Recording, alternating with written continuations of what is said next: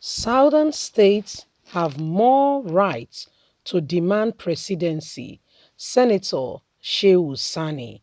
Some of the northern reasonable ones who are honest with themselves, who have looked at the political terrain and knows the truth, are speaking the truth. Why the others who will not want to accept it, maybe for pride or for peer pressure, want to belong to the others so that they won't call him a mole, that is supporting the southern counterpart, is not supporting the north, are rejecting the fact that southern governors are calling for a southern presidency come 2023. The funniest thing is a lot has happened during this President Muhammadu Buhari's regime. He has empowered so many of them, put them in places that they have seen money, because what Buhari continued to do is to make money available by borrowing money, and very soon he will start using human beings as collaterals. You need to see where they are sharing money. Look at some of the pictures that passes by. That is how they pour the money on the floor and they share among themselves. Please don't forget to give us a thumbs up. Subscribe if this is your first time. Let's get all the details. Southern states, southern governors have more rights, more moral right to demand presidency. Shehu Sani, former Senator Shehu Sani, has supported the call for the southern states for the rotation of power.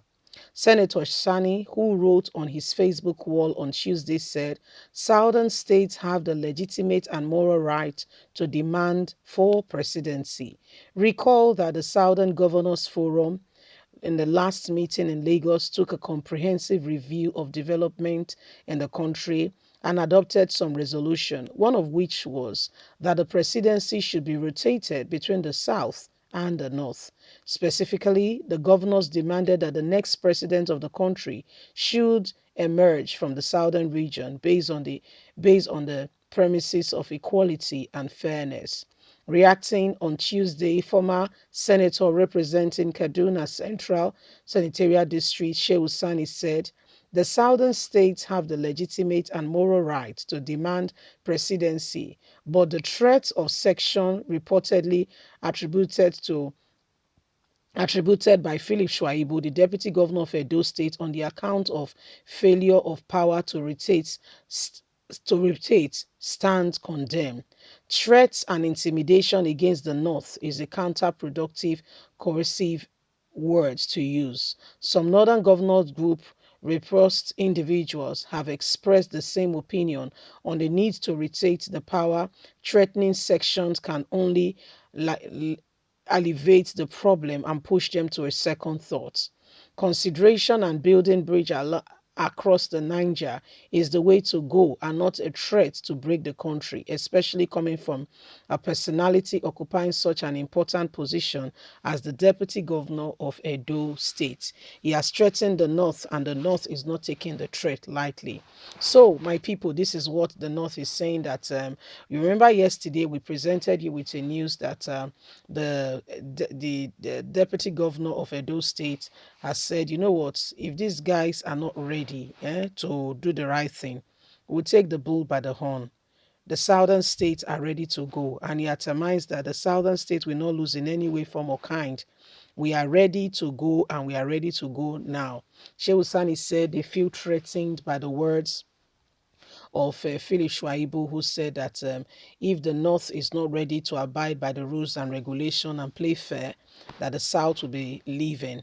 He said they feel threatened, that they understand that the South really truly deserves or have the legitimate or moral right to call for presidency, but that the threat given to them by Philip Shuaibu, they do not entertain that, they will not accept it, and it will make them reconsider that, you see. So whether you like it or not, yes, those of you from the South, the North remains the North. Okay, at the end of the day, when the chips are down, brothers look after themselves. So if you think that anybody will leave his brother and come and team up with you, my dear, think again. They said, okay, we've heard what the South has been saying. We've been hearing them loud and clear. We think that they have a right to demand for presidency. So that is to say that if the Southern governors has been quiet, you wake up one morning, if Nigeria still remains as one, yes, and the president again is from the north. You see, it's not because if you look at it very well, I feel seriously and truly speaking that the southern governors, in my opinion, are even selfish. Why I say that, listen, please don't crucify me, just take a minute. Why I say that is, if these guys are not selfish, can you see the precedence of what has been going on? How come is now that the chips are down? If they don't rise up, the water is getting to the neck level. Before you say Jack Robinson, it may engulf you. And if you cannot swim, sorry, they'll be greeting your mother, sorry. You get what I mean? If you can't swim and the water is already on the neck level, it means the next stage is covering of the nose. And I don't want to say what will happen if you cannot swim. Do you see what it is? So everybody now, the southern governors now have had two meetings. But what gave rise to these two meetings? Was it genuinely because they care for the people in their region? They are hearing their concerns and really want to, alleviate their suffering, bring about true democracy, serve the people with the mandate with which they have received when they came on board, in campaigns saying that we will support you, we are going to represent you 200%. Tell us your heart cry, what you want to see done, and we get it done. Was that why is that why they are getting on, with what they are getting on now? Or because they know that if they keep quiet, before you know it, they will fade out. They will have no place. They will become inferior. Is that why? Because it's not just somebody doing something, it's the action, the reason behind it is also important. We cannot also undermine the reason. So everybody needs to get themselves together. All this pretense of now I care. Let it be a genuine, because if it's a genuine, sincere one, you'll be ready to do anything for it. Look at what happened to Martin Luther King. I'm not saying any of them should go and die. For goodness sake, they are people's husbands, fathers. But I'm saying believe in the cause. Believe in what you stand for the people. Stand up for the people. Be honest. And stop all these gimmicks of politics. Be honest for once.